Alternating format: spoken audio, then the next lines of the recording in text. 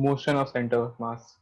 अच्छा हाँ, ठीक है सर। देख रहे थे कि अगर हमारा एफ नेट जीरो था, ठीक है, अगर हम कोई भी सिस्टम का बात कर रहे थे और उस पे एफ नेट जो था जीरो था, ठीक है, एफ नेट अगर जीरो था तो हम बोल रहे थे कि इसका जो सेंटर ऑफ मास का एक्सेलरेशन होगा वो भी क्या होगा, जीरो होगा। लेकिन ए वन ए टू सारे पार्टिकल्स जो हैं अलग अलग एक्सेलरेशन से चल सकते थे। और अगर ये जीरो है तो इसका दो केसेस हो सकता है कि या तो initially we centre of mass zero रहा हो, या फिर वी सेंटर ऑफ मास जो रहेगा वो कांस्टेंट रहेगा। यही था कि अगर सेंटर ऑफ मास कांस्टेंट है, यानी कि अगर एक्सेलरेशन जीरो है तो कांस्टेंट ही रहेगा, या फिर अगर जीरो है तो रेस्ट पे ही रहेगा। यही था दो केसेस। ठीक है, अगर रेस्ट पे है सेंटर ऑफ मास तो रेस्ट पे ही रहेगा, और अगर किसी कांस्टेंट स्पीड से मूव कर रहा है तो मूव करता ही रहेगा। ठीक है, ये चीजें थी। तो हम यहाँ देख रहे हैं यही वाला केस कि अगर सेंटर ऑफ मास जो है रेस्ट पे था, ठीक है, यानी कि हम देख रहे हैं तो कि एफ नेट जो है जीरो है, और फर्स्ट केस कह रहे हैं कि भी सी एम भी जो है वो भी जीरो है। तो वी सी एम जीरो है, तो यहाँ से हम तो बोल सकते हैं कि सेंटर ऑफ मास का एक्सेलरेशन जीरो है, तो वी सी एम जीरो है। तो जीरो है इसका मतलब कि सेंटर ऑफ मास पहले इनिशियली रेस्ट पे था, और फाइनली भी क्या रहेगा, रेस्ट पे ही रहेगा। ठीक है, इसका एग्जाम्पल क्या हो सकता है, बोलो। ऐसा कोई सिस्टम जिसपे अगर एफ नेट जीरो हो तो initially centre of mass rest पे ही था और फाइनली भी रेस्ट पे ही रहे।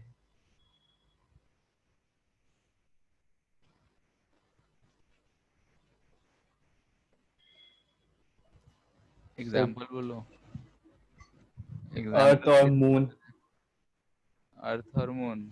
इससे मतलब रोटेट कर रहा है तो फिर सेंटर ऑफ मास वो नहीं, भी तो रेस्ट पे नहीं रोटेट कर रहेगा, रहा है। रेस्ट पे नहीं रहेगा। कोई भी दो पार्टिकल्स ले लेते हैं, उन दोनों के बीच ग्रेविटेशनल हाँ, फोर्स बहुत लग रहा सारे होगा। एग्जाम्पल हो सकता है। मान लेते हैं कि अगर बहुत सारा पार्टिकल है, सब अब आराम से खड़ा रुका हुआ ही है, तब भी क्या रहेगा, ये चीज है, मोशन ही नहीं हुआ, तो इस यस केस में सर। तो रहेगा ही। दूसरा, एक बॉम्ब रखा हुआ है, ये फट गया, तो कुछ पार्ट इधर जाएगा कुछ पार्ट इधर रहेगा, लेकिन सेंटर ऑफ मास कहाँ रहेगा, सेम ही जगह पे रहेगा। एग्जाम्पल अगर हम यहाँ पे बोले कि एक ये स्मूथ सरफेस है, यानी कि म्यू इसका जीरो है, इस पे अगर हम ऐसे खड़े हो जाते हैं और इधर की तरफ जाएंगे, ठीक है, इसमें म्यू है, यानी कि यहाँ का फ्रिक्शन जीरो नहीं है। जीरो होगा तो क्या होगा बताओ, सरफेस और मैन के बीच का कांटेक्ट का अगर फ्रिक्शन जीरो हो गया तो क्या होगा। जीरो नहीं होगा तो बताएंगे, लेकिन जीरो होता तो क्या होता, ये इस पे चल पाता क्या। चल नहीं पाएगा, उसको उसका पैर आगे पीछे ऐसे ही होते रहेगा, उसका एनर्जी खपते रहेगा लेकिन चढ़ नहीं पाएगा आगे। ठीक है, लेकिन म्यू जीरो नहीं है तो ये आगे बढ़ेगा, नीचे फ्रिक्शन लेस है। अगर हम इसको पूरे को सिस्टम मान रखे हैं तो यहाँ जो फ्रिक्शन दोनों के बीच में लग रहा था वो इंटरनल हो जाएगा, और ये अगर आगे जा रहा है तो इसको पीछे जाना पड़ेगा, और ऐसे सिचुएशन में सेंटर ऑफ मास जहाँ था वहीं रहेगा। ठीक है, हो सकता है कि यहाँ पे एक मास रखा हुआ है, दूसरा मास यहाँ रखा हुआ है, ठीक है, M1 M2, ये ऐसा है। अगर हम इसको छोड़ देते हैं, ग्रेविटी है सिर्फ इस पे, फोर्स ऑफ ग्रेविटी ही लग रहा है सिर्फ, अगर हम बोलें तो दोनों पे इक्वल एंड अपोजिट लगेगा। इनिशियली कुछ दूरी पे था तो यहाँ कहीं सेंटर ऑफ मास रहेगा, और जब छोड़ देंगे तो दोनों आके यहीं पे मीट करेगा, इसका सेंटर ऑफ मास पे कोई इफेक्ट नहीं पड़ेगा। ऐसा ही होगा। ठीक है, तो ये सब कुछ एग्जाम्पल्स हैं जिसमें सेंटर ऑफ मास अगर इनिशियली रेस्ट पे है, अगर मोशन शुरू होता है तब भी सेंटर ऑफ मास इस सब में रेस्ट पे ही रह रहा है। ठीक है, तो ये सब कुछ एग्जाम्पल्स हैं। पंखा घूमता है, उसका सेंटर ऑफ मास क्या होता है, सेंटर में वो क्या रहता है, रेस्ट पे ही, मतलब अपने जगह पे थोड़ा सा घूम रहा होता है। मोशन यानी कि अगर हम ट्रांसलेशनल मोशन का बात करें तो कुछ नहीं करता है। ठीक है, तो ऐसे फोर्सेस जो म्यूचुअली अट्रैक्शन के कारण मूव कर रहे हो, तो ऐसे में सेंटर ऑफ मास अगर इनिशियली रेस्ट था तो फाइनल भी रेस्ट रहेगा। ठीक है, अगर हम बोलते कि इसको हम कोई स्पीड दे रखे होते और तब छोड़ते, तब भी सेंटर ऑफ मास उसी स्पीड से चल रहा होता, यानी कि सेकंड केस में भी वही चीज हो जाएगा। एग्जाम्पल लिखाना पड़ेगा, कैसे याद रहेगा, बोलो। हेलो। याद रहेगा सर। ठीक है, याद रखना चाहिए। ऐसे फोटो मेरा बढ़िया बनता है, इसलिए ध्यान देना है।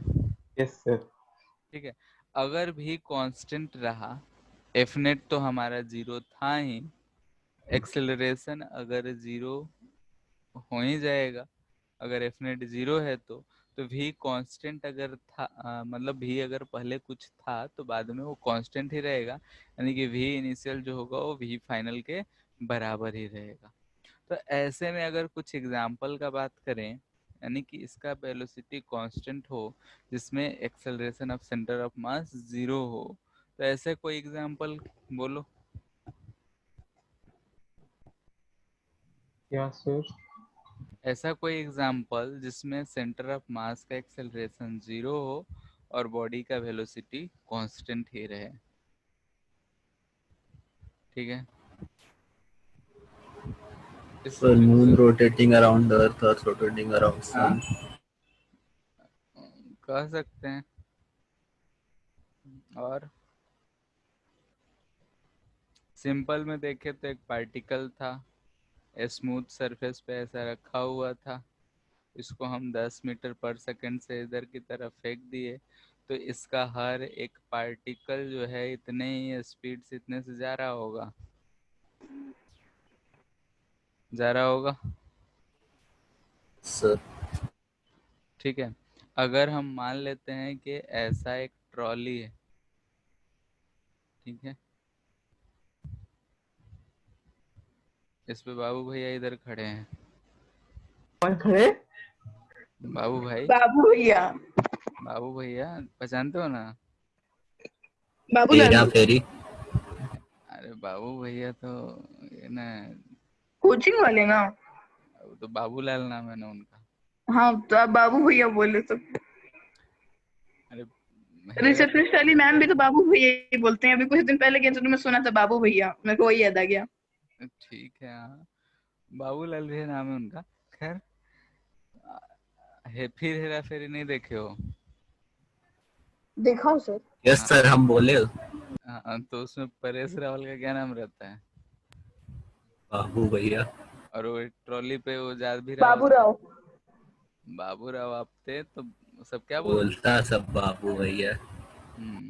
ठीक है, खैर जो भी है, कोई भी आदमी है ऐसा पे रुका हुआ है, चलो मान लेते हैं। ठीक है, या फिर इधर किसी कांस्टेंट स्पीड से मान लेते हैं कि ये जा रहा है। ठीक है, किसी कांस्टेंट स्पीड v से जा रहा है, vcm कुछ कांस्टेंट है। अगर ये यहाँ से इधर की तरफ जंप मारा, ठीक है, तो क्या होगा, ये इधर की तरफ जाएगा तो इसका जो ट्रॉली का स्पीड था वो पीछे की तरफ कुछ आएगा, लेकिन दोनों का कंबाइंड सेंटर ऑफ मास जिस वेलोसिटी से जा रहा था, कंबाइंड अभी भी उस मोमेंट पे उसी वेलोसिटी से जाएगा। ठीक है, कहने का मतलब है कि अगर ये ट्रॉली इधर किसी स्पीड से जा रहा था, ये हम मान लेते हैं कि आगे की तरफ ये आदमी कूदा, आदमी जैसे आगे कूदेगा, तो ऐसे भी हम अपना अगर अकल लगाए तो कह सकते हैं कि ये जो ट्रॉली है ये पीछे की तरफ भागेगा, कह सकते हैं। यानी कि आदमी आगे कूदा, ट्रॉली पीछे गया, लेकिन ये जो सेंटर ऑफ मास का जो वेलोसिटी पहले था, बाद में भी इसका वही रहेगा। ठीक है, तो ये सब कुछ एग्जाम्पल्स हैं कि जब एफ नेट जीरो हो, एक्सेलरेशन जीरो रहेगा, तब सेंटर ऑफ मास जीरो रहेगा, तो क्या क्या केसेस हो सकते हैं, सेंटर ऑफ मास कांस्टेंट रहेगा तो क्या क्या केसेस हो सकते हैं। ठीक है, तो ये सब छोटे छोटे बातें हैं, ऐसे ऐसे बहुत सारे एग्जाम्पल हमको मिल सकते हैं। ठीक है, तो इस बात का टेंशन नहीं लेना है कि कहाँ पे क्या होगा, बस ध्यान में रखना है कि कहाँ पे क्या हो रहा है बस। जैसे कि अगर कुछ क्वेश्चंस पूछे जाते हैं, मान लेते हैं कि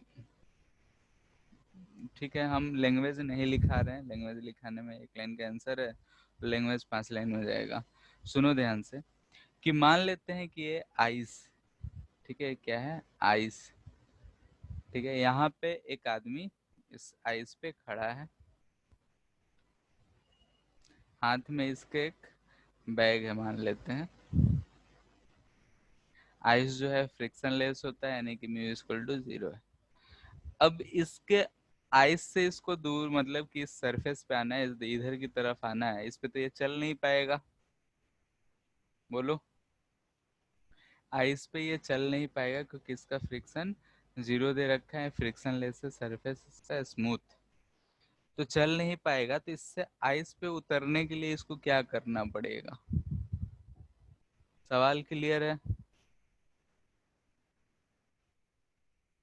यस सर एक बार सर। रिपीट कर दीजिए ना। सवाल ये है कि आइस, जैसे कि आइस का एक सरफेस है। स्नीज करना पड़ेगा, हाँ स्नीज। ठीक है, यहाँ जो भी है ठीक है, पहले सुनो। आइस है, पूरे चारों तरफ आइस फैला हुआ है, ठीक है, यानी कि सरफेस है आइस, उस पे एक आदमी खड़ा है। इसको जो है इधर की तरफ मतलब इतना ही दूर जितना रीजन दिखा रहा है उतना में आइस है। अब इसको इस सरफेस में बीच में खड़ा है, फ्रिक्शन 0 है, चलने का कोशिश कर रहा है लेकिन वहां से हिल नहीं पा रहा है, नहीं हिल पाएगा, ये तो हम समझते हैं। अगर इसको इस आइस से इधर यानी कि इधर सरफेस पे कहीं आना है कहीं भी, तो इसको क्या करना पड़ेगा? मान लेते हैं कि यहाँ पे इसकी हीरोइन खड़ी है, ये हीरो है, तो कैसे आएगा इसके पास, बोलो।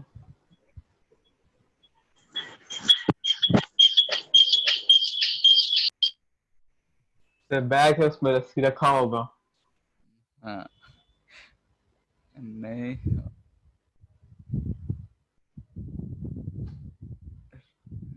कूद जाएगा सर। हाँ? अच्छा सोचो कि सर बैग कौन सा, ट्रॉली वाला है या फिर टांगने वाला? कोई सा भी बैग है मान लो ना, बैग नहीं भी रहता तो आंसर तो अभी अदवे दे ही चुका है। देखो जैसे कि क्या होगा कि फिलहाल बैग है इसके हाथ में, अगर ये इसको इधर की तरफ जाना है, ठीक है, इस पे बाहरी कोई फोर्स लगा नहीं सकता है, इसको बैग यहीं पे पकड़ा हुआ है, अगर बैग को इधर की तरफ फेंक देता है, ठीक है बात समझ में आ रहा है, अगर इस बैग को इधर की तरफ फेंक देगा, तो बैग को जैसे फेंकेगा यानी कि कुछ फोर्स लगाया होगा या अपने इक्वल इंटरनल, वेलोसिटी टाइप का। तो बैग जो है उल्टे में इस पे इधर फोर्स लगाएगा, ये बैग को इधर फोर्स लगाएगा और बैग उल्टे में इसको इधर फोर्स लगाएगा, और यहाँ से ये घसकता हुआ यहाँ तक आ जाएगा, ऐसा होगा। बात समझ आ रहा है? इसका फिलहाल क्या दिख रहा है कि total centre of mass rest पे है, इसका सेंटर ऑफ मास फाइनली भी रेस्ट पे रहेगा, क्योंकि जो भी अगर हम इन दोनों को सिस्टम मान रहे हैं तो ये फोर्स नेट फोर्स 0 होगा। हो क्या रहा है कि अगर ये बैग है, ये आदमी है, तो ये जो आदमी है बैग पे इधर फोर्स लगा रहा है और बैग उल्टे में इस पे इधर फोर्स लगा रहा है, दोनों इंटरनल है आपस में 0 है। लेकिन जैसे ये बैग को आगे फेंका नीचे तो फ्रिक्शन लेस है, जैसा ये फोर्स लगेगा ये इधर की तरफ चल पड़ेगा, ठीक है, चलते चलते यहाँ जहाँ भी जाना है वहां पहुंच जाएगा। बात समझ में आया? Yes sir. हाँ कि ना? सर यस हाँ सर। ठीक है। तो स्नीज करने वाला है तो 8 या 9th क्वेश्चन में पूछता है, तो वहां पे बैग वैग नहीं देता है, बोलता है कि कैसे जाएगा। तो यहाँ से अगर ये स्नीज करेगा, खांसेगा या कुछ भी करेगा, तो आगे की तरफ फोर्स लगाएगा, तो उसके बदले में कुछ रिकॉयल स्पीड इसको पीछे मिलेगा, और उस वजह से फ्रिक्शन है नहीं तो पीछे की तरफ चला जाएगा, ठीक है। और क्या दिख रहा है हमको कि अगर, ठीक है यहाँ पे ऐसे कर लेते, इफ एफ नेट जो है कभी भी जीरो है, सिस्टम का ही बात हो रहा है, तो और एंड इफ भी सेंटर ऑफ मास जो है जीरो है, यानी कि सेंटर ऑफ मास जो है रेस्ट पे है, तो हम क्या लिख सकते हैं, भी सी एम जो लिखते हैं वो क्या लिखते हैं बोलो, D R C M by D T, ये लिखते हैं, जो कि होता है हमारा m1 dr1 plus m2 dr2 divide by m1 plus m2। हम दो ही ऑब्जेक्ट के लिए लिख रहे हैं, बाकी आगे जितना भी जोड़ना है जोड़ सकते हो, ठीक है। यहाँ पे dt आएगा, ठीक। अब अगर हम बोल रहे हैं कि VCM जो है, VCM जो है पहले रेस्ट पे था, यानी कि RCOM में चेंज जो आया, यानी कि हम सिर्फ इसका DR का बात कर रहे हैं, यानी कि डेल्टा RCM का बात कर रहे हैं, तो ये भी क्या आया होगा, जीरो आया होगा। तो यहाँ से हम लोग क्या लिख लेते हैं कि M1, हम इस DR1 को बोल रहे हैं X1, ठीक है, plus M2 X2 divided by M1 plus M2, ये सारा चीज क्या होगा, जीरो। हम यहाँ पे X1 किसको लिखे हैं, तो DR1 को, यानी कि चेंज इन फर्स्ट पोजीशन को, X2 किसको बोल रहे हैं, चेंज इन R2 को। तो यहाँ से हम ऐसे लिख लेते हैं कि अगर दो बॉडी है तो M1 X1 equal to M2 X2, ऐसा लिख लेते हैं। रीजन अभी बता रहे हैं कि इक्वल टू कहाँ से आ गया, ठीक है। सर जैसे, माइनस होगा ना? हाँ वही Yes, बता रहे sir. हैं, वही अभी बता रहे हैं। यहाँ पे देखो, जैसे कि इसका सेंटर ऑफ मास अगर ये था, ये इधर की तरफ चेंज आया, तो इसका इधर की तरफ चेंज आया। अगर हम इसको पॉजिटिव माने तो इसको क्या मानना पड़ेगा, निगेटिव मानना पड़ेगा। छोड़ो, लिख लेते हैं, ठीक है। अब यहाँ पे जैसे कि x1 इधर की तरफ, x2 इधर की तरफ, यानी कि हम चेंज कहाँ से मेजर कर रहे हैं, तो पहले जितना भी था उससे चेंज मेजर कर रहे हैं, तो डायरेक्शन दोनों का अलग अलग आ रहा है, इसलिए m1 x1 equal to m2 x2 लिखा जाता है। या फिर तुमको अगर डायरेक्शन में अगर उसमें दिक्कत है तो तुम डायरेक्ट ये चीज लिख सकते हो, ठीक है। हाँ, हम बोलते हैं कि दो ऑब्जेक्ट है, जैसे कि पिछले ही केस में था, आदमी था, ये बैग था, बैग को इधर डिस्प्लेस करा तो इधर डिस्प्लेस हुआ, यानी कि अगर सेंटर ऑफ मास यहाँ बीच में होता तो ये जो बैग है इधर कहीं x1 डिस्प्लेस होता, तो आदमी इधर कहीं x2 डिस्प्लेस होता। तो इसको अगर हम पॉजिटिव लिखते तो इसको क्या लिखते, निगेटिव में लेते, और फिर लिख सकते हैं कि m1 x1 equal to m2 x2, ठीक है। यहाँ से अगर हम ये चीज अप्लाएंगे तो आर सेंटर ऑफ मास को हम क्या मान लिए, ये ओरिजिन ही है, तो ये RCOM जो हो गया वो जीरो हो गया। तो हम बोल दिए कि इधर x1 पॉजिटिव है, तो m1 x1 minus m2 x2 हो जाएगा, और यहाँ से लिख लेंगे हम लोग m1 x1 equal to m2 x2। बस लिखने का तरीका है, बाकी हमारा कंसेप्ट यही है कि चेंज इन जो RCM था वो नहीं हो रहा है, यानी डेल्टा RCM जो है वो जीरो है। तो ऐसे में हम लोग ये चीज यूज कर सकते हैं। अगर हम साइन के साथ यूज करें तो m1 x1 plus m2 x2 equal to zero, नहीं तो सिर्फ अगर हम यहाँ ओरिजिन पे बैठ के सेंटर ऑफ मास पे बैठ जाए, इधर की तरफ प्लस इधर की तरफ माइनस लिखे हैं, तो ऐसे लिख के साइन यूज कर सकते हैं, नहीं तो directly m1 x1 equal to m2 x2 use, ठीक है। दोनों में कोई डिफरेंस नहीं है, यहाँ हम साइन एज्यूम कर चुके हैं, ऊपर वाले में साइन हमको देखना पड़ेगा बस।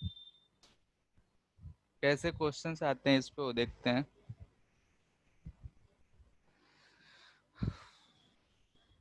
मान लेते हैं कैसा है कि स्मूथ सरफेस है, इसका फ्रिक्शन जो है वो जीरो है, इस पे एक ऐसा कितना का रखें, 10 मीटर का कोई प्लैंक है, यहाँ पे एक आदमी खड़ा है, ठीक है। इसका वेट है 50 केजी और इसका वेट है 10 केजी। कह रहा है कि आदमी जो है इस पोजीशन ए से इस पोजीशन बी पे चला आया। If man moves from A to B, ठीक है, then find the displacement, find the distance by which plank displaced।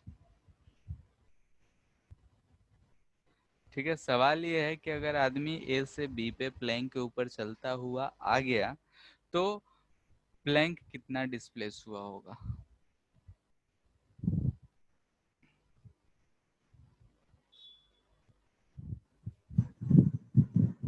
10 metre.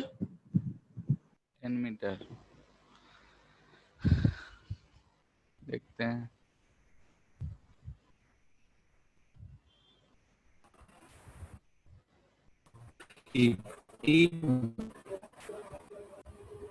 ये इसका इनिशियल पोजीशन था। हम मान लेते हैं कि ये जो प्लैंक है अब इधर कुछ डिस्प्लेस हो गया है, ठीक है, ऐसा कुछ डिस्प्लेस हो गया है, ठीक है। इसका सेंटर ऑफ मास यहाँ है, प्लैंक का सिर्फ सेंटर ऑफ मास, यानी कि हम बोल रहे हैं यहाँ से प्लैंक कितना डिस्प्लेस करा है, x। आदमी जो है अब नया पोजीशन उसका ये है, ठीक है। तो आदमी कितना चला, क्या बता सकते हो? आदमी कितना चल रहा है? 10 माइनस एक्स। हम यहाँ से देख रहे हैं तो कितना दिख रहा है, 10 माइनस एक्स, ठीक है। टोटल इसको प्लैंक पे 10 मीटर जाना था, लेकिन प्लैंक भी तो x चला गया, तो ये कितना चला, 10 माइनस एक्स, ठीक है। तो अब हम ऐसे सिचुएशन में क्या देख रहे हैं, जो सेंटर ऑफ मास जहां था वहीं रहा होगा, सब चीज इंटरनल है, सेंटर ऑफ मास जहां था पहले वहीं रहा होगा। तो यहाँ पे हम डायरेक्ट अगर इसका मास m1 बोल रहे हैं और इस प्लैंक का मास m2 बोल रहे हैं, तो m1 चूंकि आगे की तरफ जा रहा है तो 10 माइनस एक्स जो होगा वो इक्वल टू होगा m2 इंटू एक्स, ठीक है। तो ये कितना है 50, 10 minus x equal to 10x, zero ने जीरो को मार दिया, ये आ गया 50 equal to 6x, x equal to 50/6 metre, यानी कि कितना मूव करा है पीछे, 50/6 मीटर, ठीक है। यहाँ किए क्या है, तो अगर हम इनिशियली देखते तो इन दोनों का कंबाइंड सेंटर ऑफ मास यहाँ रहता। अब डिस्प्लेसमेंट के बाद भी सेंटर ऑफ मास जो है वो इसी लाइन पे कहीं रहना चाहिए, ठीक है। ये यहीं, इसका हम सेंटर ऑफ मास इधर कर ले रहे हैं, ठीक है। इसका जो सेंटर ऑफ मास रहना चाहिए वो यहीं पे रहना चाहिए, यानी कि जहां था पहले उसी लाइन पे बाद में भी रहना चाहिए, उसका सेंटर ऑफ मास में कोई चेंज नहीं आया होगा। तो हम देखें कि इधर कितना चला, ये इधर कितना चला, तो हम उस हिसाब से अपना जोड़ लिए और अपना कैलकुलेशन कर लिए, तो ये चीज आ रहा है।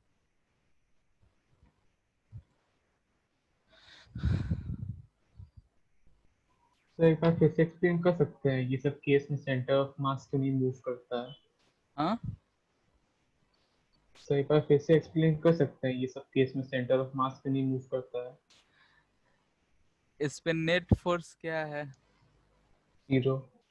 अभी इस गिवन सिचुएशन में इनिशियली इस पे कोई एक्सटर्नल फोर्स नहीं है।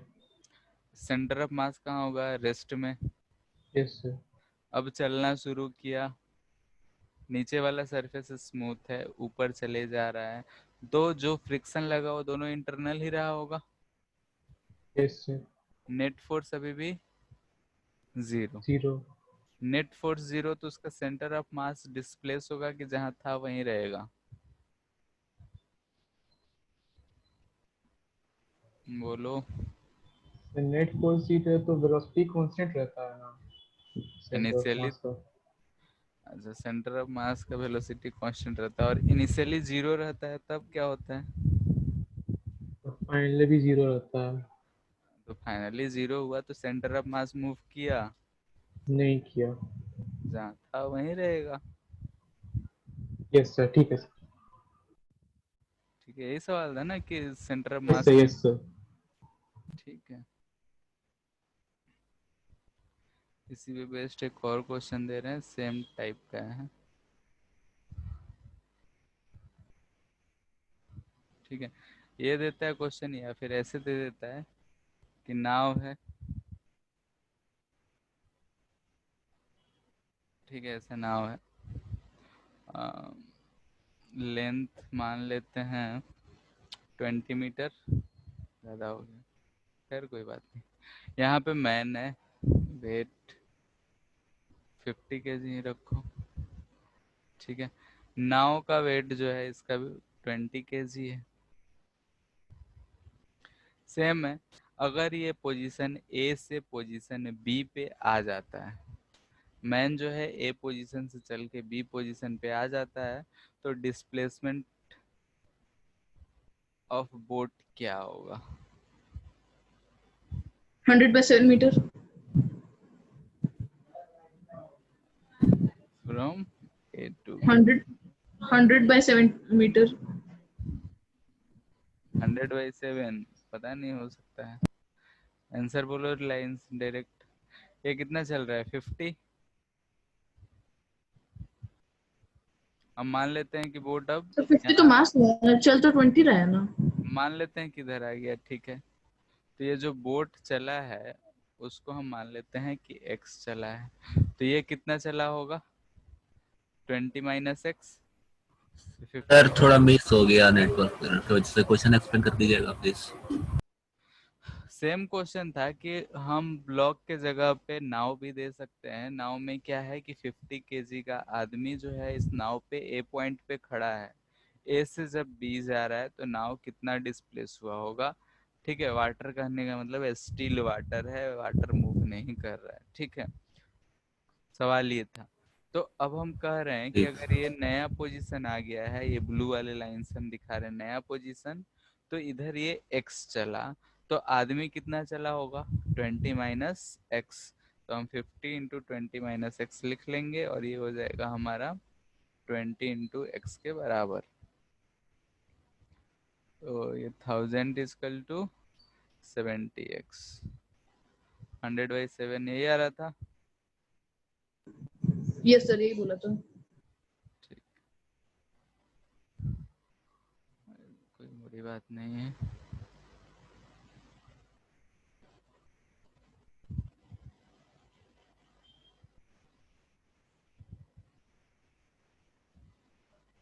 हो गया। एक दूसरा यस क्वेश्चन सर। लेते हैं, ठीक है। ये भी नाम ही है, नाव दे प्लैंक दे दोनों फ्रिक्शनलेस स्मूथ सरफेस पे ऐसा है।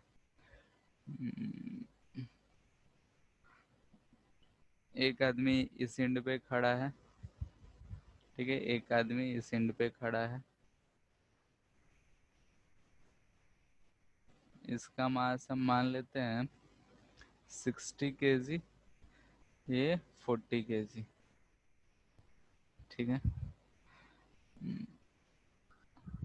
बोल रहा है कि इफ सर बोट का मास की जरूरत नहीं है। है, उसको 20 kg मान लो, if both man meets at center of boat, ठीक है, बोट के सेंटर पे मीट कर रहे हैं, देन तो फिर फाइंड उसका लेंथ। डिस्प्लेसमेंट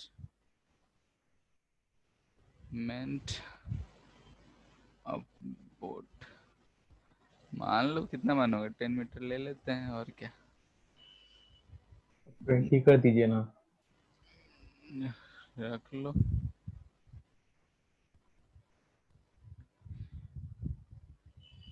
क्वेश्चन क्लियर है? तो स्पीड सेम होगा। स्पीड धीरे धीरे जा रहा है, स्पीड को इसमें कंसीडर भी नहीं करना है। ठीक है, धीरे धीरे जाके सेंटर पे मिल रहा है।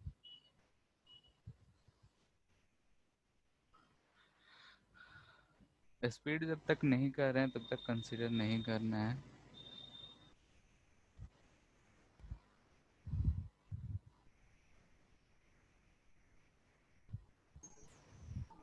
Twenty 25/3 meters।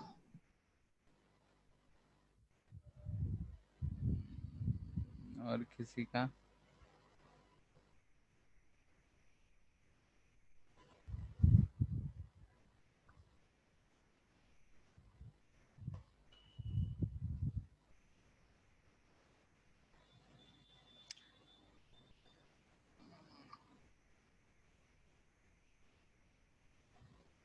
ये इनिशियल पोजीशन था, ठीक है। मान लेते हैं कि फाइनली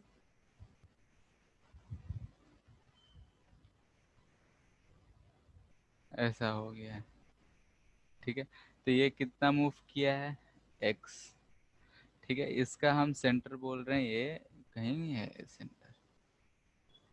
चलो और थोड़ा सा, ये तो हद है, सेंटर मिटा रहे थे।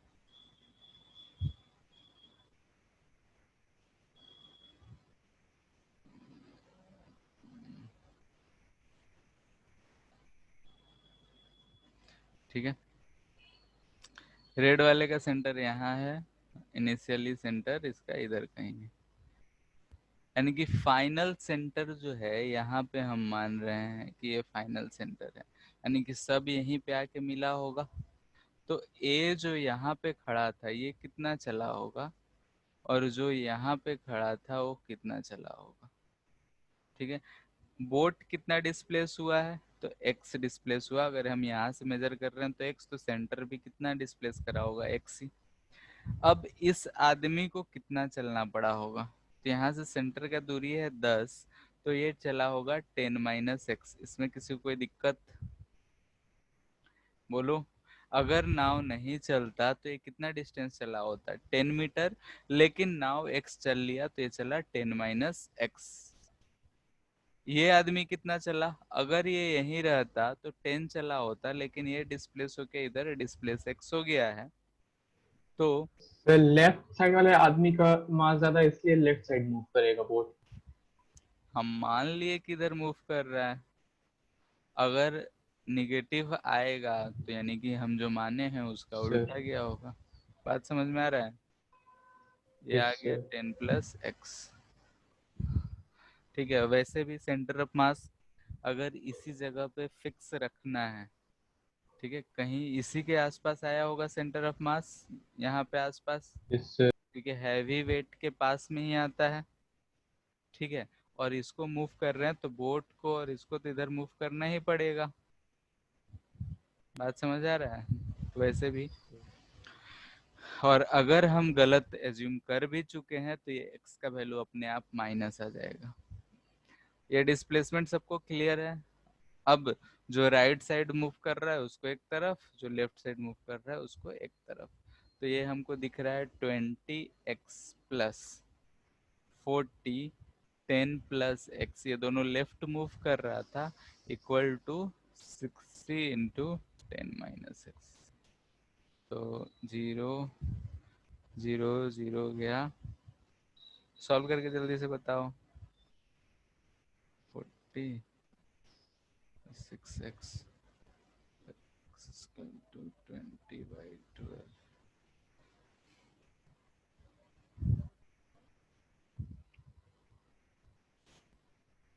कितना आया था तुम्हारा आदित्य? सर 25/3। क्या किए थे? सर मैं एक्चुअली 40 × 10 - x कर लिया था, उसको आरएचएस में रखा था। ठीक है, क्या करना है ये बात समझ में आया? Yes sir.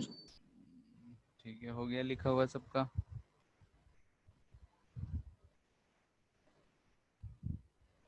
Yes sir. Same sir type. Equation पे एक बार एक्सप्लेन करिएगा फिर से। कौन सा? यहाँ सर पे जो हमने इक्वेशन लिखा। ये वाला, यही ना? यस सर, पहला वाला यस सर।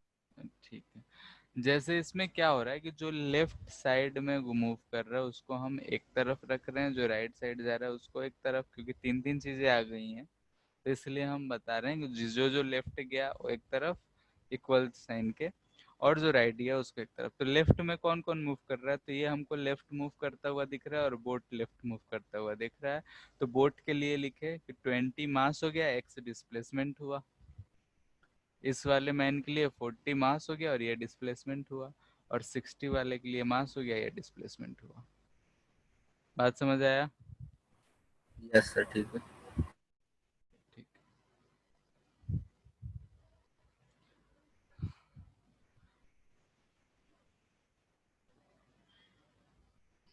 सेम क्वेश्चन है, मान लेते हैं कि पानी में रखा हुआ है। अब कह रहा है कि यहाँ सेंटर पे, ठीक है, विलेन है, कितना मान लो, चलो 40 केजी। यहाँ पे हीरो है 50 केजी का। ठीक है, ये जब सेंटर पे आता है तो ये इधर दूसरे एंड पे भाग जाता है।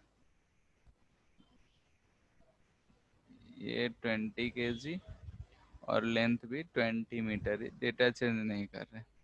बोल रहा है कि इसको ये बोल रहे हैं, इसको मैन 1, इसको मैन 2। बोल रहा है कि if man 1 comes to centre,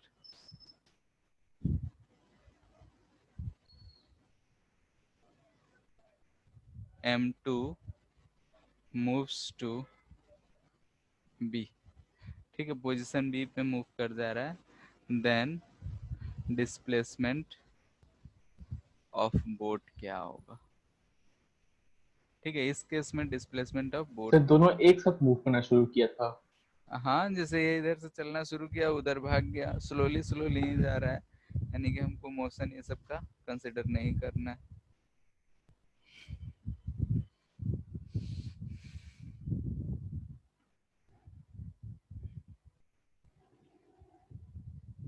motion भी देगा तो कुछ ज्यादा कुछ फर्क नहीं पड़ेगा।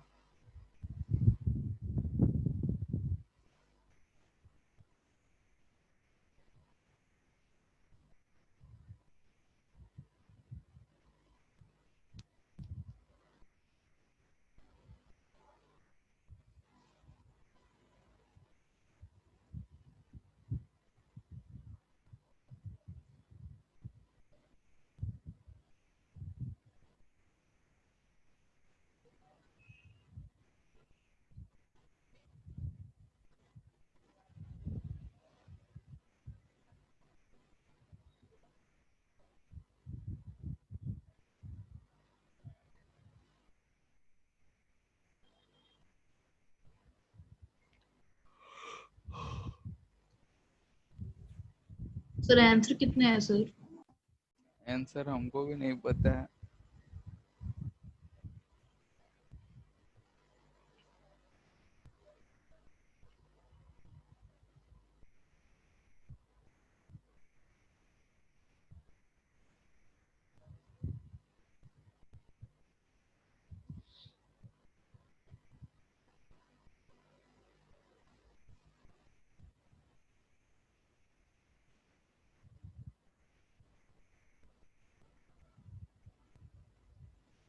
मान लेते हैं ऐसा, ठीक है,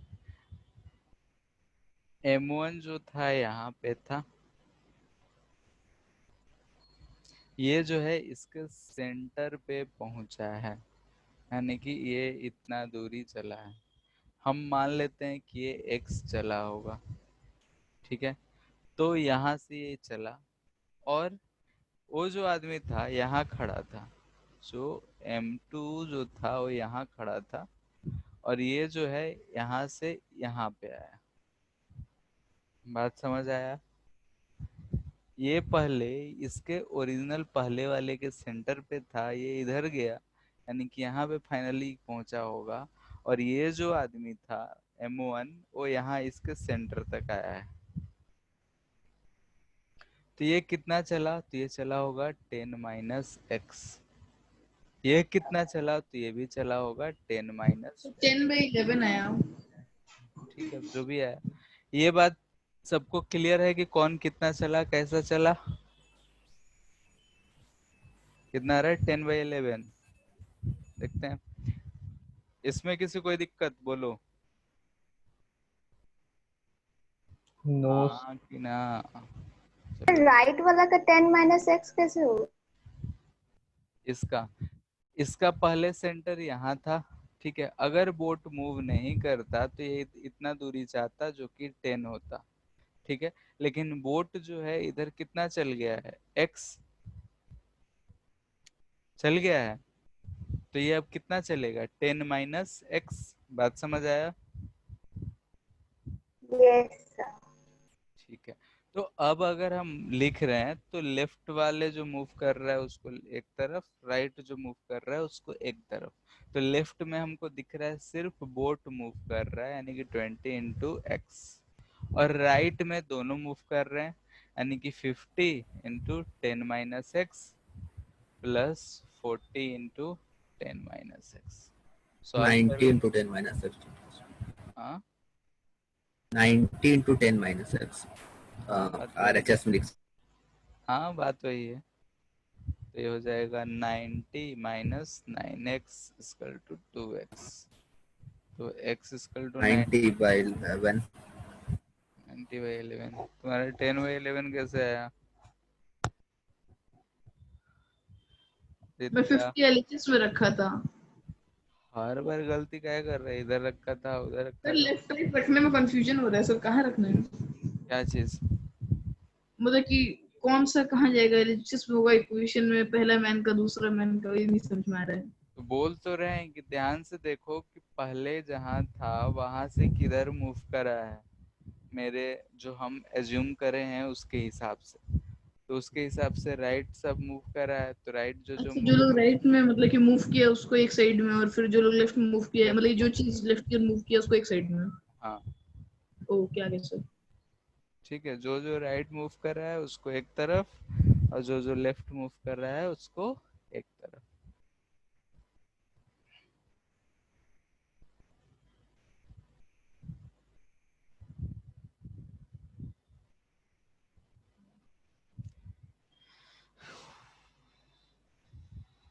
मान लेते हैं कि कैसा वेज, ठीक है। यह सरफेस जो है स्मूथ ही है। यहाँ पे एक ब्लॉक रखा हुआ है, ठीक है। हाइट, मास दे रखा है इसका कैपिटल M, ये जो है ये स्मॉल m है।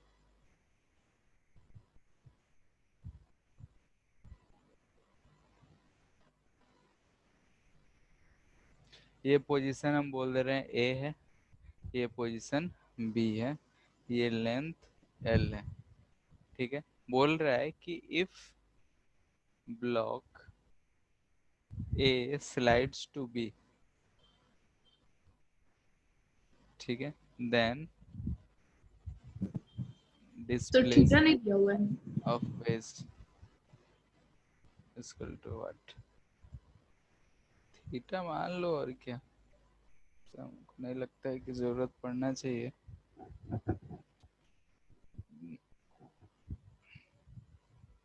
क्वेश्चन क्लियर है? स्मूथ है और ये फिक्स्ड नहीं है। हम लोग मोस्टली केसेस में देखते हैं कि ये फिक्स्ड रहता है, तो नॉट फिक्स्ड, ठीक है, यानी कि मूव कर तब सकता है। जीरो होगा तब? क्या? थीटा 0? थीटा 0? तो फिर वो इंक्लाइंड प्लेन रहता है क्या? बोलो। इंक्लाइंड नहीं रहता तो ऊपर ब्लॉक आता कैसे? स्मूथ सरफेस है, स्मूथ कुछ भी अगर हो तब भी कोई फर्क नहीं पड़ता है। खैर अगर थीटा हम 0 ले लेंगे तो सरफेस जो हो जाएगा इंक्लाइन नहीं रह जाएगा, फ्लैट हो जाएगा और ब्लॉक अपने आप मूव नहीं करेगा। ठीक है, यहाँ उसको ग्रेविटी जो है उसको मूव करा के नीचे ला सकता है।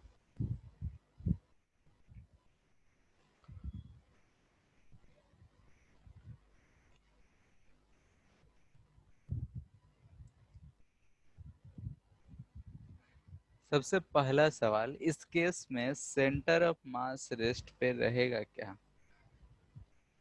बोलो, रहेगा या नहीं रहेगा?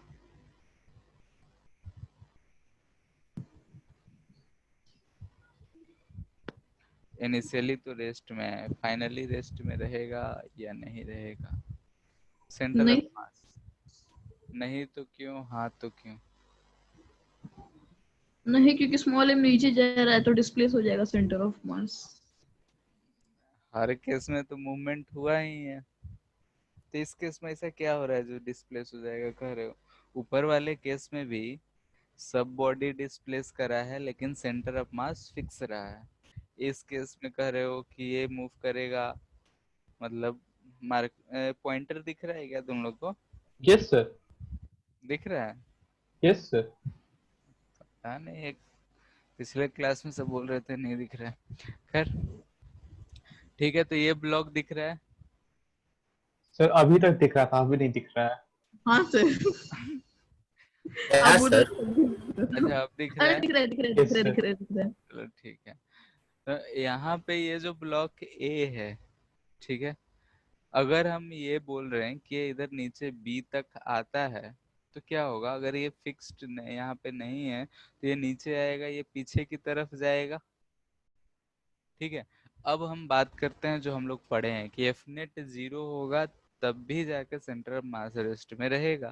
तो यहाँ पे हमको दिख रहा है कि इस पे जो फोर्स लग रहा होगा, mg फोर्स तो इस पे लग ही रहा होगा, ग्रेविटेशनल फोर्स, और उसी के एक कंपोनेंट जो है उसकी वजह से ये नीचे की तरफ आएगा। ठीक है, यानी कि जो फोर्स लग रहा है वो वाई डायरेक्शन में लग रहा है, यानी कि हम बोल रहे हैं कि एफ नेट वाई डायरेक्शन में जो लग रहा है वो नॉट इक्वल टू 0 है, लेकिन एफ नेट अगर हम एक्स डायरेक्शन का बात करें तो 0 है। पूरे सिस्टम को मान रहे हैं, यानी कि ब्लॉक और वेज को हम सिस्टम मान रहे हैं, तब यस सर। ग्रेविटी का है तो ये कौन सा है? तो ड्यू टू ग्रेविटी बोल सकते हैं। ठीक है, ग्रेविटी की वजह से। सर क्यों ही जीरो है फाइव डायरेक्शन में? सर क्या नॉर्मल तो लग रहा होगा तो जीरो हो गया।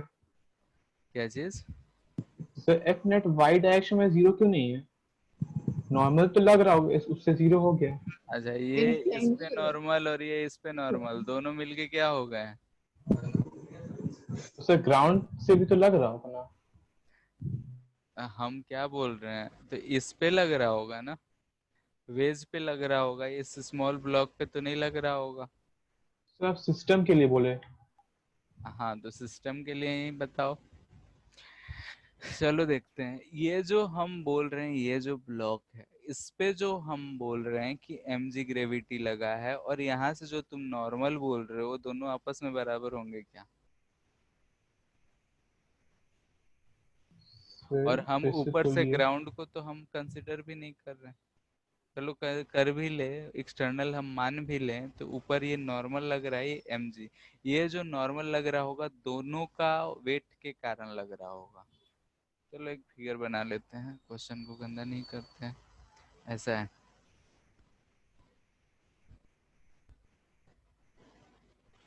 ठीक है, ये हमारा ऐसा था, यहाँ पे ये ब्लॉक, ठीक।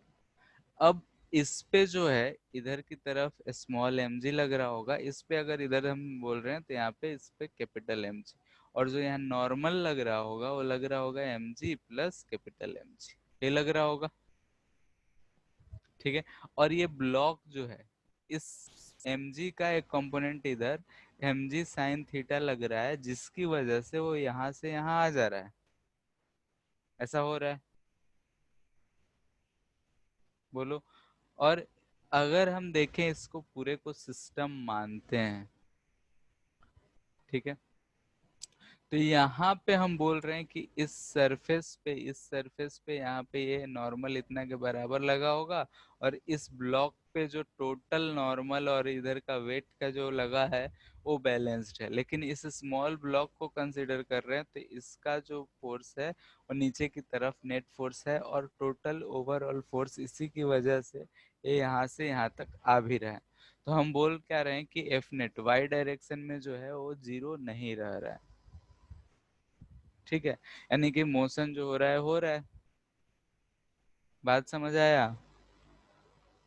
ठीक है, यहाँ पे जो हो रहा है वो दोनों ब्लॉक की वजह से हो रहा है, वेज प्लस ब्लॉक दोनों के सिस्टम की वजह से हो रहा है। तो ये चीजें आया।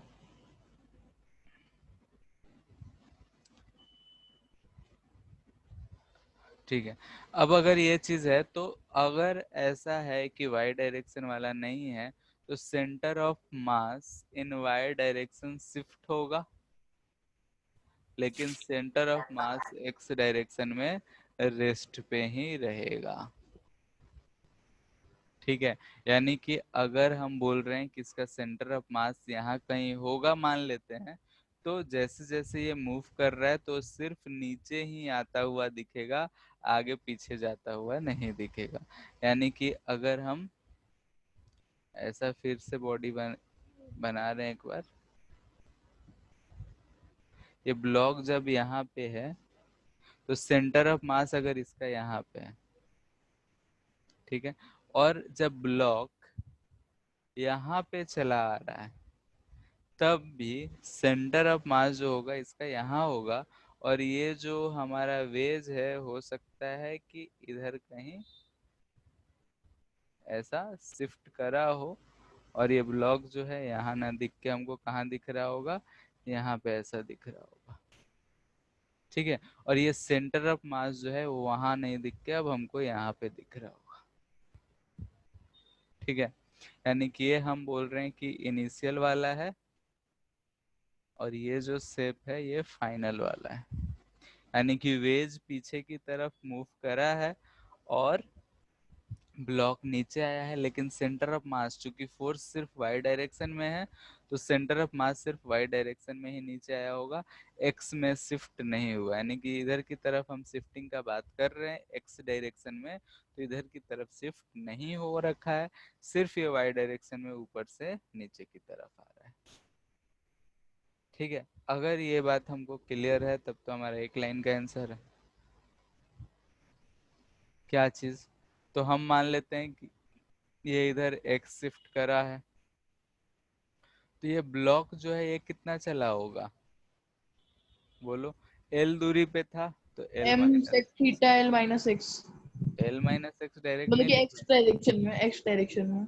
तो एक्स डायरेक्शन में कितना एल माइनस एक्स, हम एक्स ही का बात कर रहे हैं, तो पहले यहाँ से यहाँ तक कितना दूरी है एल है, ये एक्स मूव कर गया तो ये कितना चला एल नेट माइनस बोल रहा एक्स। था तो ये क्या लिख लेंगे, M x equal to small m L minus x. X.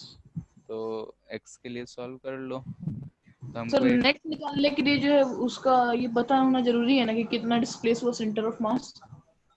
क्या नेट निकालने के लिए, जो नेट ये आ रहा है डिस्प्लेसमेंट, एक्स का जो वैल्यू आ रहा है नेट, हाँ उसको निकालने के लिए ये वाई डायरेक्शन में कितना डिस्प्लेस हुआ सेंटर ऑफ मास से जाना जरूरी है ना। कहाँ इसमें जरूरी लगा तुमको, यहाँ पे इसमें सिर्फ नहीं मतलब कि अगर एक्स की जगह वाई डायरेक्शन में कंसीडर करते तो उसमें तो शिफ्ट कर रहा है ना, तो उसमें तो तो लगाना कितना शिफ्ट हुआ? M L by M plus L X direction में। The centre of mass. Mass. अच्छा, सेंटर ऑफ मास तो कैलकुलेट करना पड़ेगा, वाई डायरेक्शन के लिए हमको वाई का इसमें डायमेंशन कुछ दे नहीं रखा है, वाई का कुछ डायमेंशन दिया नहीं है। मान लेते हैं कि एल 10 टेन थीटा। हाँ L tan theta. L tan theta कैसे कहेंगे, तो उसका हमको तो एक थीटा के तो अपोजिट वाला साइड। हम्म थीटा के अपोजिट वाला साइड। मतलब एच मान लिए, ऐसा थोड़ी है। देखो अच्छा ठीक है एल सर। टेन थीटा हो जाएगा एच। हाँ, ये एल हुआ, ये थीटा है, तो ये ना हुआ तुम्हारा L tan theta. Yes sir, अब सेंटर ऑफ मास वही तो इधर बोले ही थे। कहीं था, इधर ही रह रहा है, तो कैसे होगा? बात समझ आया? तो इस चीज को कंफ्यूजन नहीं रखना है। अब आई में कुछ है ना, तो हमको शेप दे रखा है ना थीटा दे रखा है, हम कैसे बताएंगे? ये बात समझ आया? बोलो। तो एक बार फिर से एक्सप्लेन कर दीजिए ना, एफ नेट क्यों नहीं जीरो रहेगा वाई डायरेक्शन में? देखो, वाई डायरेक्शन में हम क्या मान रहे हैं, अर्थ को मूव कर दो, हटा दो। ठीक है, हमारा सिस्टम क्या है, ये सिंपल लैंग्वेज में समझो तो सिस्टम हमारा यही है। Yes sir. ठीक है, हम अगर ऐसे हवा में इसको रखे होते, तो इस पे जो नेट फोर्स लग रहा होता, ग्रेविटी का कुछ लग रहा होता। Yes sir. ठीक है, तो उसकी वजह से इसमें वो जो फोर्स लग रहा होता वो किस डायरेक्शन में लग रहा होता? Y direction. यानी कि वाई में कुछ ना कुछ नेट फोर्स है, यस सर। तो है, तो centre of mass y direction में फिक्स नहीं रहेगा। हो सकता था इसमें फ्रिक्शन रहता, ये मूव नहीं करता है, एम जी साइन थीटा जो है ये लेस देन फ्रिक्शन हो जाता, तो ये मूव नहीं करता। ठीक है, तो वो सब चीजें हम यहाँ पे नहीं कंसिडर कर रहे हैं, सिंपली कर रहे हैं कि मूव कर रहा है। ठीक है, सफिशिएंट हम केस मान चुके हैं, इसलिए हम कह पा रहे हैं। अगर वो सब केसेस हम ले लें तो ऐसे आइडियल केस में हर बार हम नहीं कह सकते हैं, लेकिन यहाँ चूंकि मूव करा रहे हैं, नीचे आ रहा है, इसका मतलब है कि वाई में कुछ ना कुछ उस पर फोर्स लगा होगा तभी वो आ रहा है। ठीक है, यानी कि सेंटर ऑफ मास वाई में चेंज हो रहा है। ये बात क्लियर है? Yes sir. ठीक। हम्म, ऐसा दे रखा है।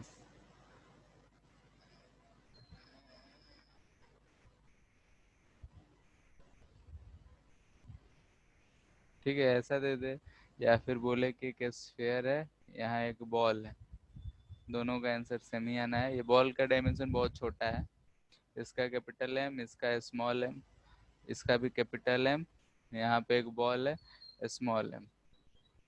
ठीक है, इसको हम इधर लुढ़का दिए। ठीक है, ऐसा रखा हुआ है सरफेस पे, सरफेस फ्रिक्शन लेस है, सब कुछ है, रेडियस जो है आर है। बोलो, ये बॉल इधर की तरफ जाएगा तो ये जो ट्यूब है ये क्या पीछे की तरफ मूव करेगा? Yes sir. इसमें ये बॉल अगर इधर नीचे छोड़ेंगे यहाँ से तो इधर आएगा, तो ये वाला इधर की तरफ मूव करेगा। किधर की तरफ सर, दिख नहीं रहा। यहाँ लेफ्ट ये की तरफ बॉल को करेगा इधर स्फीयर। की तरफ अगर हम यहाँ अच्छा से दिख गया। छोड़ेंगे, तो ये बड़ा वाला बॉल किधर जाएगा? अंदर में है, हॉलो है, पीछे की तरफ जाएगा। एरो जिधर दिखाए हैं इधर, इधर ही जाएगा। Yes yes. सर। ठीक, तो दोनों केस में यही चीज कहा जा रहा है कि फाइंड डिस्प्लेसमेंट। किसका? ये बात समझ गए, इसमें ट्यूब का और इसमें स्फीयर का।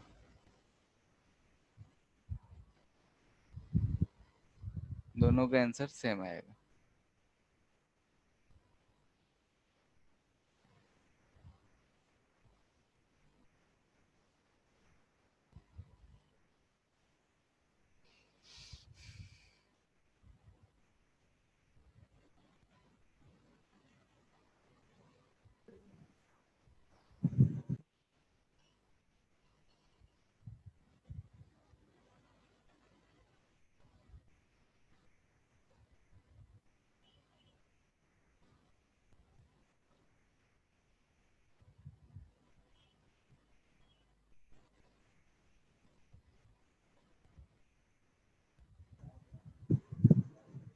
तो आंसर कितना है सर?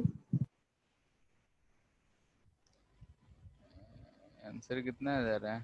आंसर हमको भी नहीं पता। R small m minus capital M by small M.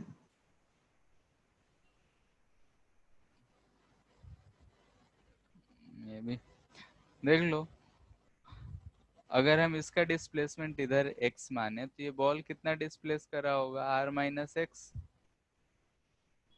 Clear है?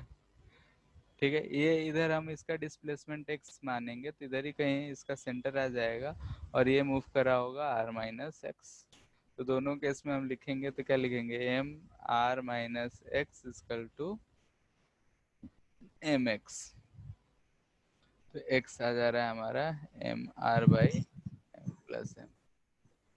दोनों का यही आंसर तो है, ध्यान। ऊपर वाला इक्वेशन आया था लेकिन नीचे वाला अलग है। तुम्हारा हर बार कुछ ना कुछ गड़बड़ ही हो जा रहा है। कहाँ गलती कर रहा है, एग्जाम में करेगा तब तो बहुत। मैक्स लिखना भूल गया कैपिटल एम के बगल में। ऊपर वाला इक्वेशन सेम लिखा, फिर अगले इक्वेशन मैक्स लिखना ही भूल गया। क्यों ऐसा काम मत करो। ठीक है, ये स्मॉल m है, रिंग है, सरफेस स्मूथ है और इसका मास कैपिटल M है।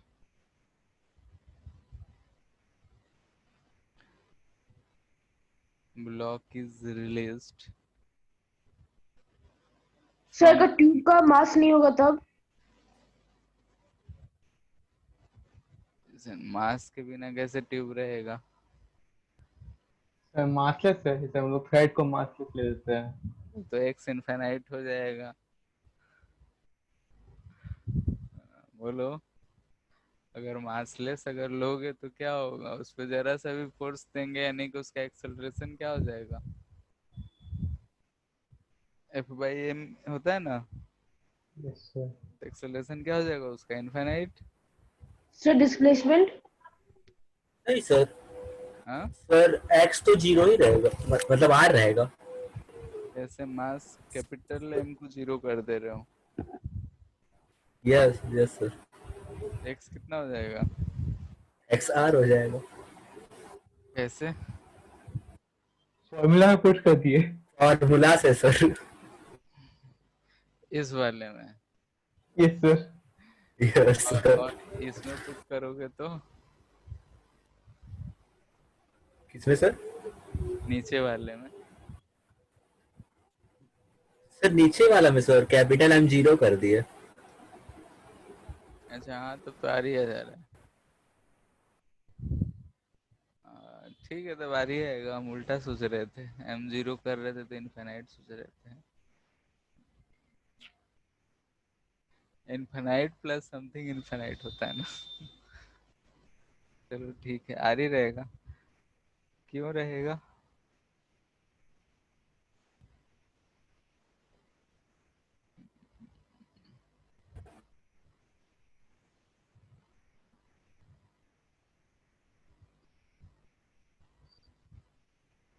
अच्छा ठीक है, अगर मास अगर उसका हम बोल रहे हैं कि है ही नहीं, तो जो भी सेंटर ऑफ मास होगा वो किसकी वजह से होगा, बताओ। हेलो, स्मॉल एम की वजह से। सिर्फ यस सर। बॉल की वजह से होगा, सिंपल सा है। Yes sir. हाँ, तो जितना भी सेंटर ऑफ मास शिफ्ट करना है तो उतना बॉल की वजह से होगा बस। एक सर क्वेश्चन है, x माइनस आर क्यों नहीं होगा उसमें सर? r माइनस एक्स अगर मतलब डिस्प्लेसमेंट उसका रेडियस से ज्यादा हुआ तो? तो x जो है ज्यादा कैसे होगा, बोल रहे हो कि अगर ऐसा आ जाए, ठीक है। सर जो हाँ, जो रिंग है इस क्वेश्चन में जो कैपिटल एम से कनेक्टेड है वो किस चीज के थ्रू है? क्या चीज किस चीज के थ्रू है, ये जो क्वेश्चन लिखे हैं आप इसमें जो रिंग है वो कैपिटल एम से किस के थ्रू मतलब ये कनेक्टेड है? हाँ स्ट्रिंग है क्या? अभी उस पे आ रहे हैं, पहले पीछे देख लो। ठीक है, यहाँ पे ये चीज जो ट्यूब है यहाँ पे था तो इसका सेंटर ऑफ मास इधर ही कहीं लाई करता, ठीक है, यानी कि सिर्फ लाइन पे लाई करेगा।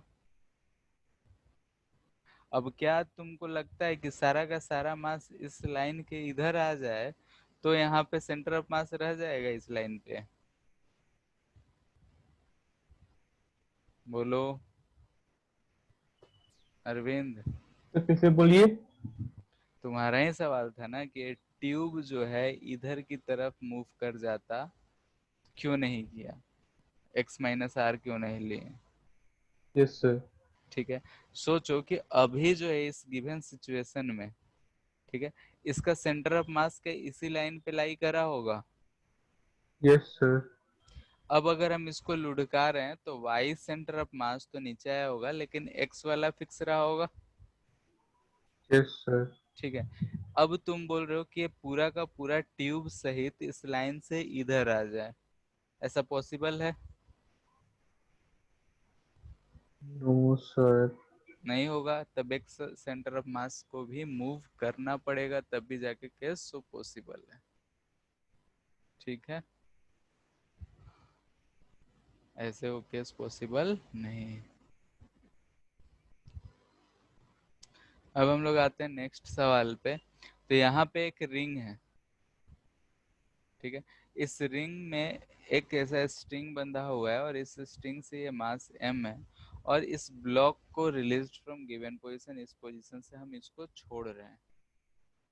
ठीक है, अब हमसे सवाल पूछा गया है, find displacement of ring.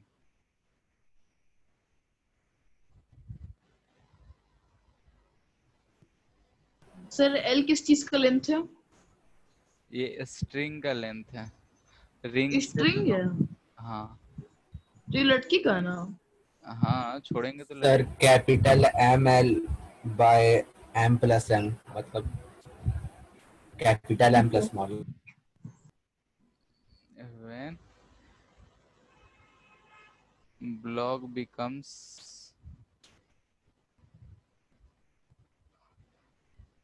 makes angle 37 degree with vertical. ठीक है, वर्टिकल से 37 डिग्री अगर बनाएगा तब पता करना है। तुम पूरा ही डिस्प्लेस कर दिया ना। लगा भाई केस होगा। ठीक है,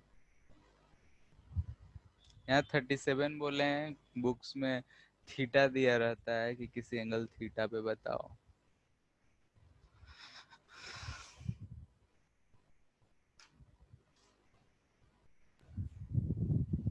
सर 37 डिग्री मतलब कि जब 90 डिग्री से पहले 37 डिग्री की 90 डिग्री के बाद? पहले ही फर्स्ट 37 डिग्री। ठीक है,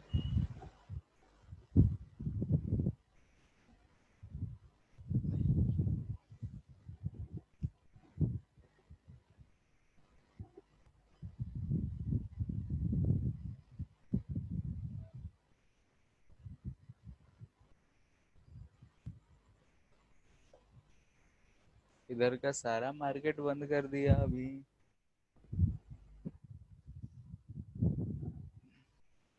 यस सर, अब थर्सडे और वेडनेसडे को बंद रहेगा।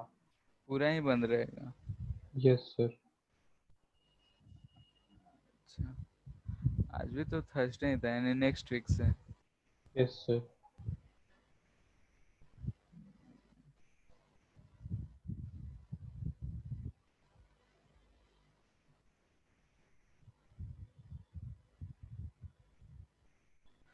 हो गया।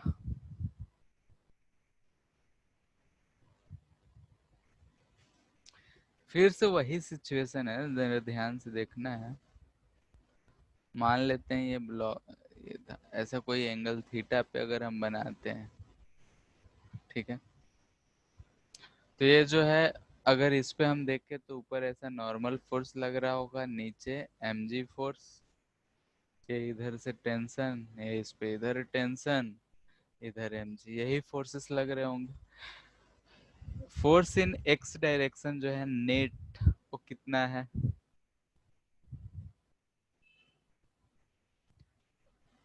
जीरो दिख रहा है क्या? x में कोई फोर्स दिख रहा है?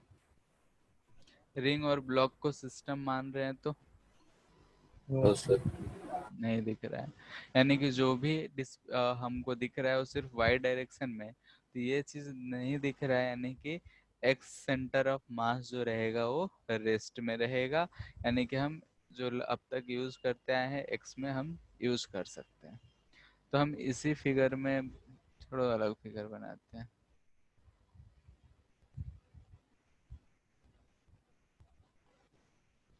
ऐसा था, इसका पोजीशन ऐसा था, ठीक है। अब हम इसका नया पोजीशन मान लेते हैं कि ये इधर की तरफ आया होगा और ये जो ब्लॉक है यहाँ पे आ गया है, ठीक है। और बोला है कि वर्टिकल से जो एंगल बन रहा है वो 37 डिग्री बन रहा है। हम मान लेते हैं कि ये इधर x मूव कर रहा है, तो ये जो हमको x का ही देखना है, y में तो देखना है नहीं, तो हमको ये वाला डिस्टेंस कितना मिलेगा बताओ। रिंग अगर x चला है तो ये जो ब्लॉक है, ये जो पहले से ये कितना डिस्टेंस चला होगा। तो ध्यान से देखो, तो यहाँ से यहाँ तक का दूरी कितना है, l है, दिख रहा है। अगर ये 37 तो ये भी 37, यानी थीटा हम फिलहाल लिख रहे हैं, बाद में 37 रख लेंगे, ठीक है। थीटा, तो ये डिस्टेंस जो हो जाएगा हमारा, वो दिख रहा है कि ये l साइन थीटा होगा। तो ये जो डिस्टेंस हमारा आएगा, ध्यान से देखो तो क्या आ रहा है, l minus total length l था, उसमें से हम इसको सब्ट्रैक्ट कर दे रहे हैं, यानी x plus l sine, sine theta. ठीक है। ये चीज आ रहा है। तो अब बस हमारा लिख लेना है, राइट में कौन मूव कर रहा है, रिंग, तो mx इक्वल टू m, इसको हम लिख सकते हैं, सॉल्व कर लो अपने से, l minus x plus L sine theta, ठीक है। बुक्स में ये सारा वैल्यू दिया रहेगा तो आराम से सॉल्व हो जाएगा, नहीं दिया हुआ है तो थीटा का वैल्यू दे रखा है, हम सॉल्व कर सकते हैं फिर भी x के लिए। कितना आ रहा है बताओ,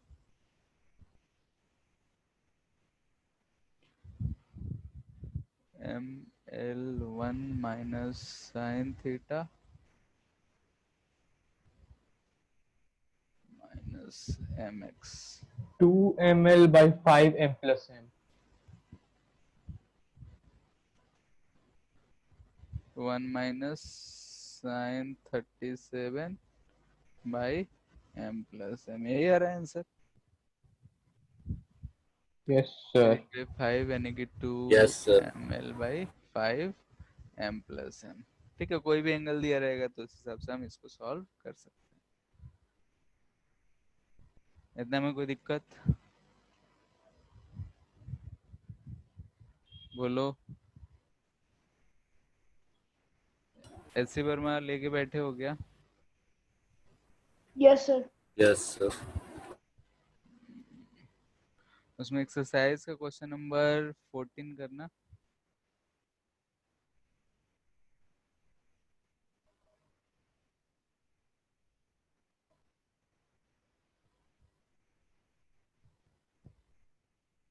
या फिर वो लिख देते हैं क्वेश्चन, उतना क्या। ऐसा एक दे रखा है, बैलून है, बैलून से ऐसा एक मास है और यहाँ पे एक बंदर है। मंकी है। सर पेज नंबर बोल दीजिए ना। पीडीएफ खोलेगा। 60। 160, 14। 160 question number 14। Okay sir. Mass of balloon है m, इसका है m, ये लेंथ है l, ठीक है। बोल रहा है monkey reaches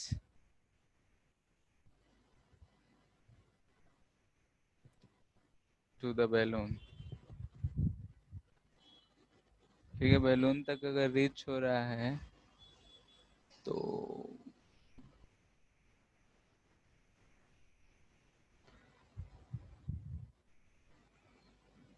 distance moved by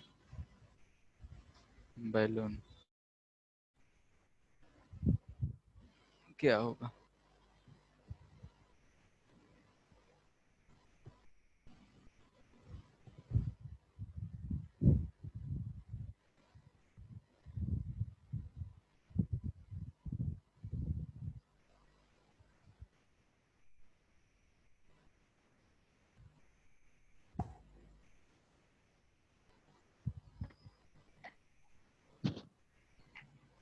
Sir, small ml by m plus m.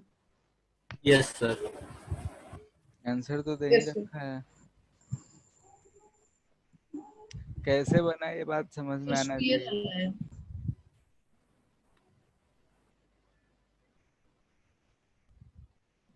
Same चीज Sir, कर रहे हैं। 68 center of mass लिए. हाँ, अगर मान लेते हैं कि बैलून 68 इधर की center of तरफ mass. x आया होगा तो ये इधर कितना आया होगा, l माइनस एक्स चला होगा, यही चला है ना, तो क्या हो Yes, sir. जाएगा m l minus Sir, x. m into l plus capital M into 0 by m plus m.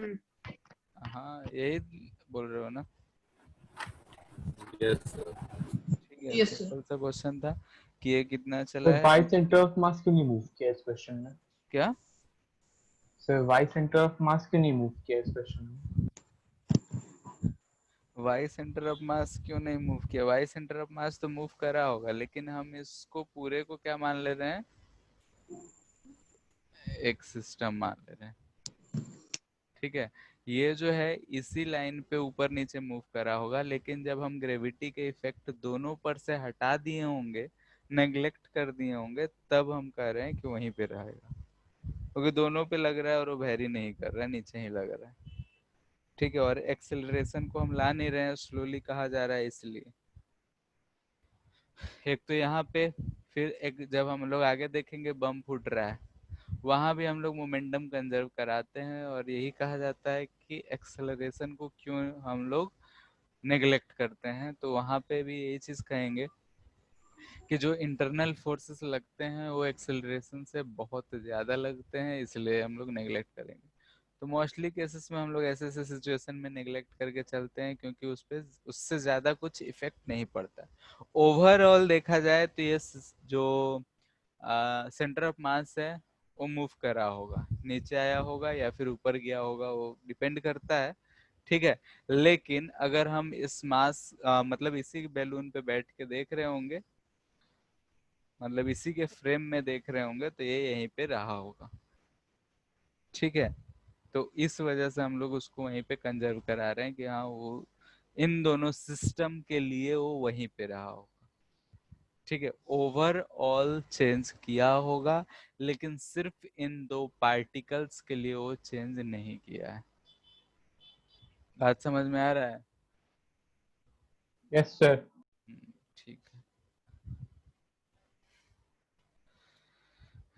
ठीक है, आज इतना ही रहने देते हैं। नेक्स्ट क्लास में हम लोग मोशन मतलब कि वेलोसिटी को भी इंट्रोड्यूस करेंगे। नेक्स्ट क्लास में वेलोसिटी वाला क्वेश्चंस कर लेंगे कि किसी को वेलोसिटी दे रहे हैं तो क्या होगा, कैसा होगा। सेंटर ऑफ मास पूरा आएगा कब है एग्जाम? संडे को। संडे। नहीं, जहाँ तक का है, जहाँ तक पढ़े हो वहीं तक आएगा। सर कहाँ तक पढ़े हैं? सर मतलब लास्ट क्लास में जहाँ तक हुआ है वहां तक आएगा। तो क्या हो जाएगा बताओ, दिक्कत है? Yes sir. चलो कल तक जहाँ तक है पढ़ेंगे वहीं तक, ठीक है, ठीक ठीक है। है सर। Yes sir. कितना क्वेश्चन रहेगा सर? एडवांस लेवल है, फॉर्मेट तुम लोगों को नहीं पता है?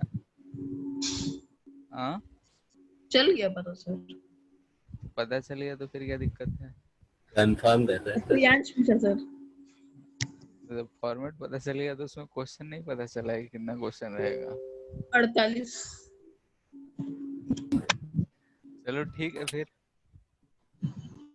आज के लिए इतना ही रहते हैं। लेकिन 48 क्वेश्चन नहीं रहेगा। हाँ,